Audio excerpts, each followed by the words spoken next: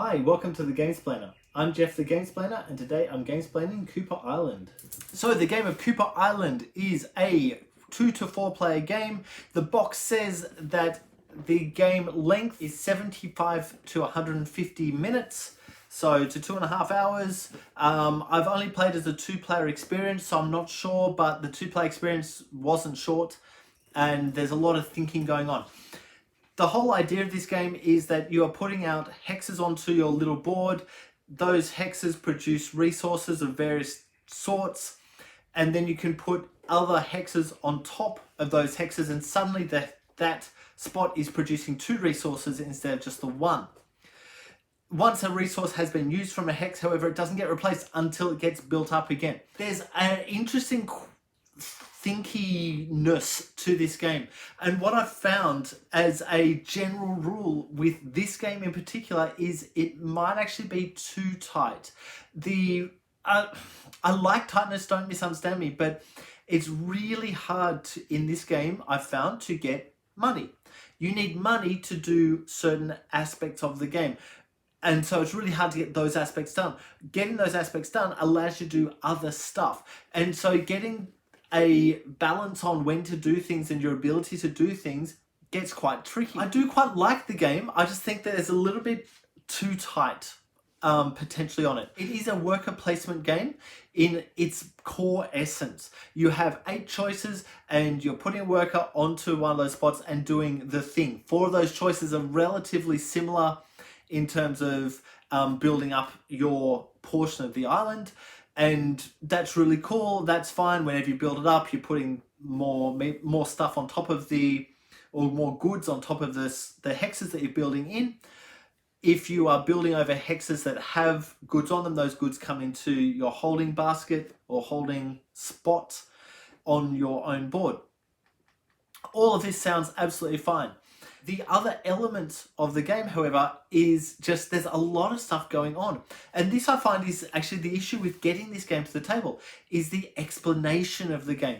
There's so much happening that when you sit down and you're getting an explanation, it feels like a really, really weighty game, and there's a lot of little intricate bits going on at the table.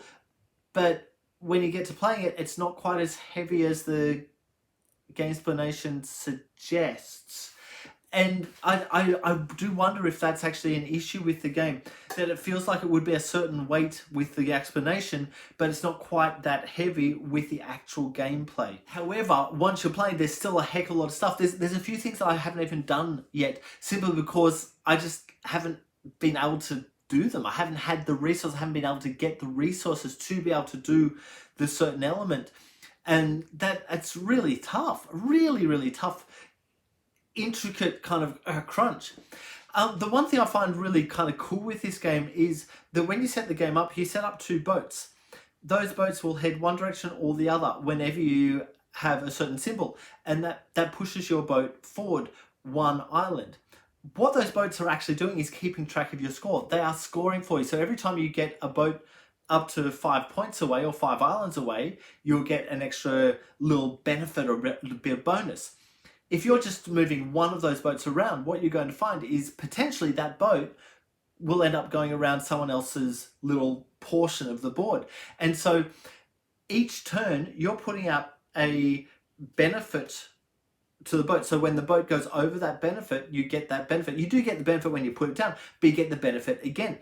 And so if you score enough points with that one boat, you'll find that you're actually getting the benefits that your opponent has put down. There's a real quirkiness to that, and there's a thinkiness, and it's like, oh, if I go this way I can get that, if I go that way I can get that. It's kind of a push-pull. It's like, oh, which one do I actually want to move here? Because I will get benefits from moving either one, or this one's getting heaps of benefits, this one's not getting any. But if I move this forward one more, I'll get to that island where I get an extra thing in. There's a lot of stuff going on with that. You can see there's a heap of thinking necessary on this game, and kind of, as you see there, it can be a little bit overwhelming. I do wonder if that's actually a challenge on this game, because not only that, but you've also got these other things that you can do without really having to think too much about. So I was talking about putting extra levels on. If you have to put a level onto an isle, or if you get to put a level onto your spot, but they're not both at the same level, you're going to have to put in a single thing to build that up. And that's another thing that you can do on your board. And there's some other stuff that you can do on your board that's, there's so much going on with this. There's also, you start with two players that you can put out, two guys, two round discs that you can put out that are your thing. As you're going through, you're going to find that you can put another guy out, and you have a choice of more discs, which is fun, or a square marker. When you put a square marker out, you remove one of the round discs that you've previously put out. That round disc goes onto an endgame bonus card that's seen there. You have to choose what your endgame bonuses are going to be. But the square workers enable you to do something different if you're the first person onto a spot.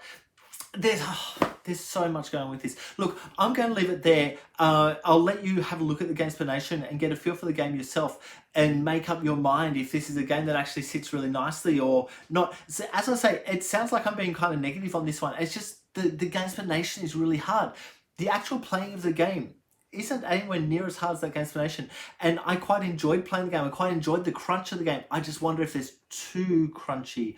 And I think that's the first time I've ever said that. So just bear that in mind. Have a look at the Gamesplay and Gamesplanation. Get a feel for what the game is and what it's doing and all the rules, etc. that go on with what I'm saying. If you have any comments or suggestions, please write them below. If you have any games that you would like to be Gamesplained, please shoot me an email to thegamesplainer@gmail.com. Follow me on Instagram and Twitter @thegamesplainer to keep up to date with the games that I'm playing. Subscribe to my videos to keep up to date with the games that I'm gamesplaining. And until next time, enjoy gaming.